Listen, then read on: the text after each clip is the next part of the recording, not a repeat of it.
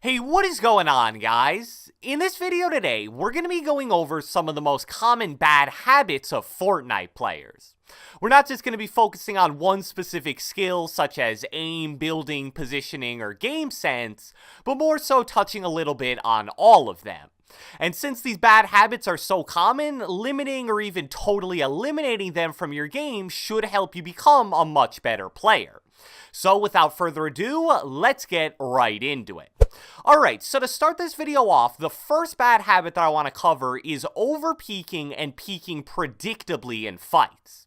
You may think that this is a tip that only applies to close range engagements, but I want to mainly focus on how it's really common in medium and long range fights as well. One of the most common ways that players use their AR in Fortnite is by shooting it while sitting behind cover and only exposing as little of their player model as possible. Obviously, that's a way better option than just shooting out in the open and exposing your whole body, but a lot of people mistakenly feel like they're invincible when doing this, and that's very far from the truth. First off, when you're aiming down sights and shooting with an AR, you're pretty much forced into being a very stationary and very easy to hit target. This is mainly due to mechanics in the game like first shot accuracy and bloom, which work way better the less you move. I almost feel like a lot of the time, it can be harder to hit an enemy that's moving and jumping even if they have their entire body exposed, than it is to hit someone who's only peeking their head but isn't moving at all. And to add on to that, when you're only peeking your head above a structure, it's obviously going to make you way more likely to be headshotted. And in Fortnite, with pretty much every weapon having a 2.0 headshot multiplier, that's obviously a really big deal.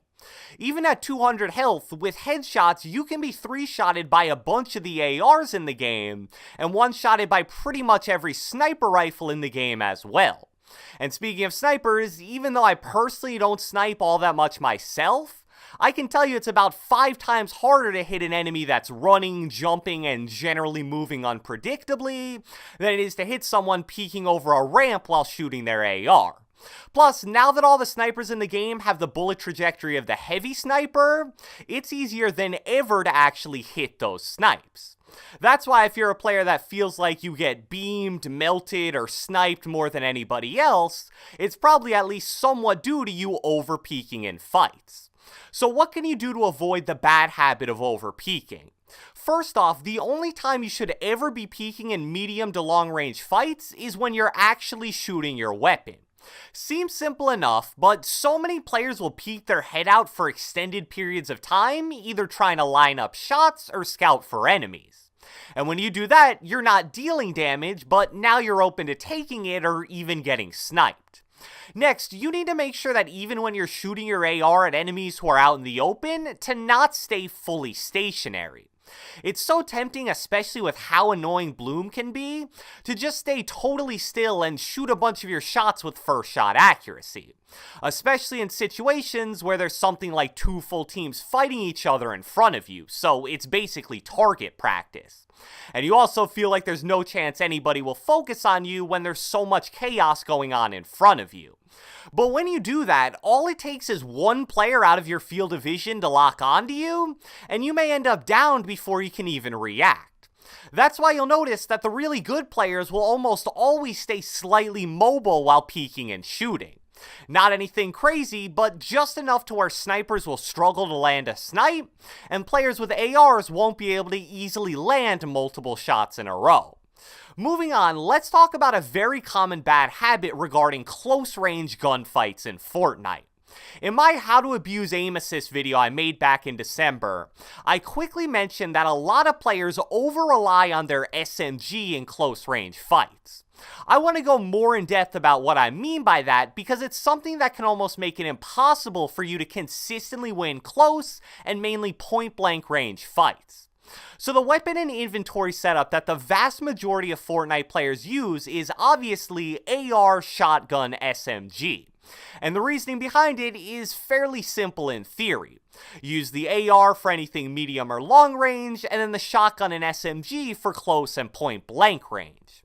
In a perfect world, in those close range fights, you'll hit a very high damage shotgun shot that makes the enemy incredibly weak, and then you'll switch to your SMG to clean up the kill.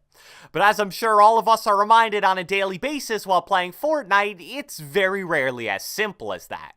I feel like because this mindset of shotgun to SMG has been burned into the minds of the Fortnite community, so many players almost go on autopilot in point-blank range fights.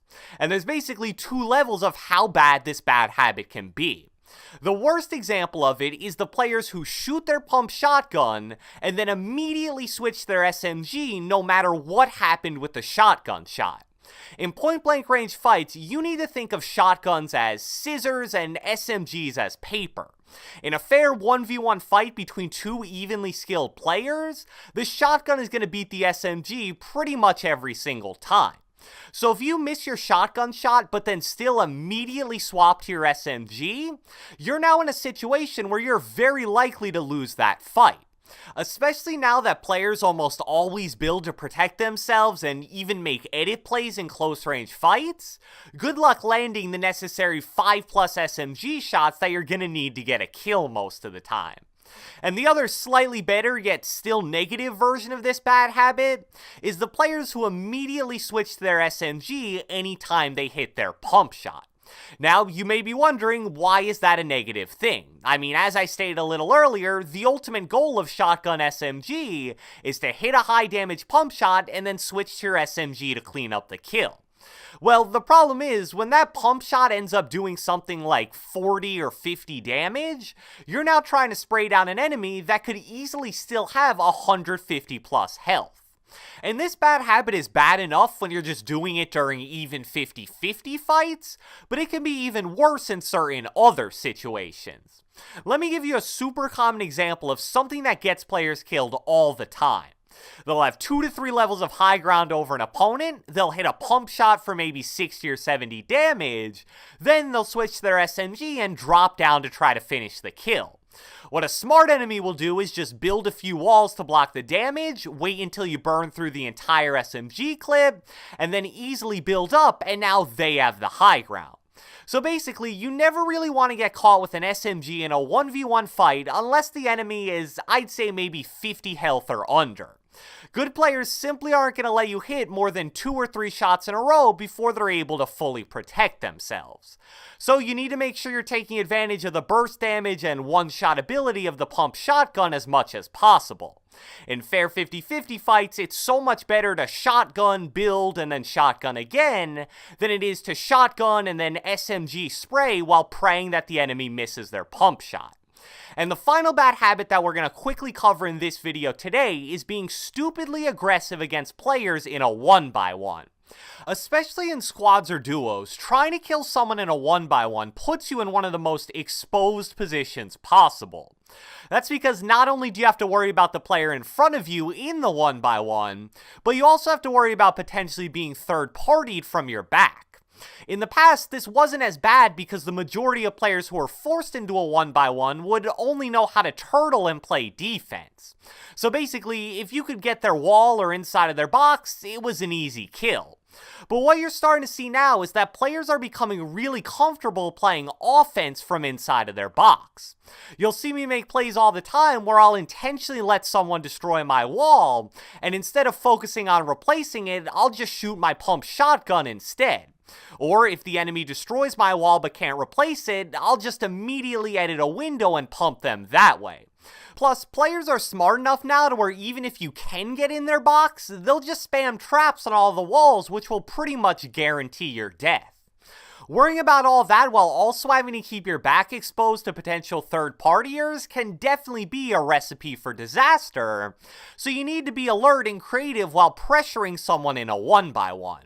This is especially true if you're a player that plays on high ping and really struggles to get wall replaces. If you fail to replace the same wall more than 2 or 3 times in a row, you need to get creative and try something different.